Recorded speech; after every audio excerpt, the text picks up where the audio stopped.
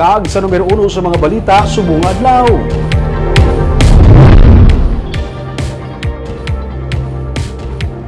$288 ka mga housing units ang natalana nga i-turnover sa December 20. Mga informal settlers nga walay kasarang magbayad, natalana naman nga ipaidalom sa People Housing Program. May report si Nico Delfin. Anom na katuig nga nag-a-star sa balay sing iabyan ang driver nga si Rene Boy Bordomeo sa Barangay 31 sa Bacolod. Masami kon maalangan sa ginamaneho na lang nga van nagapaligad sang gabi si Bordomeo. Mabudlay ini para sa iya. Bangod kaupo niya naman ang iya duwa ka mga kabataan nga karon nag-eskwela sa kolehiyo. Ako pa lang okay man lang baskin hindi ko matulog. Pero kung isa hindi ko makapulit lang hindi ko makapulit ko sa Barangay 31. Dire lang ko kisa sa lakyan man sa katulog.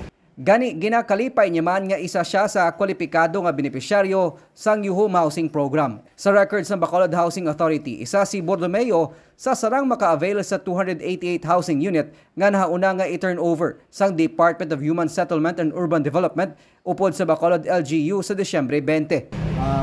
Nakugid nga pasalamat ko sa Yuhum Housing, sir. Tungod na tagaan ko nila tsansa na maka-star sa ila unit, sa ila building kay Mayor Alvin. Suno kay Rodel Parcon, Executive Assistant 3 sang Housing Cluster, may 90% na nga natapos ang 4-story housing project sang Yuhum Housing sa Barangay Vista Alegre. That people will migrate to cities and cities will drive economic development. No? Kag ang prescription da sa human settlements is high-rise. Ang hambal is hapos mag-provide basic services sa high-rise. Ginsiling ni Parcon nga hindi tanan sa mga informal settler families kay isa sa mga target mabuligan sa housing program ang may ikasarang magbayad sa masobra 2,300 nga monthly amortization. Gani plano man sang LGU nga mapatuman ang People Housing Program agud nga sila ang mabuligan. No? Tan-awon ta kung sino makalabilin, anong itsura, anong kalapad sang duta ang makalabilin.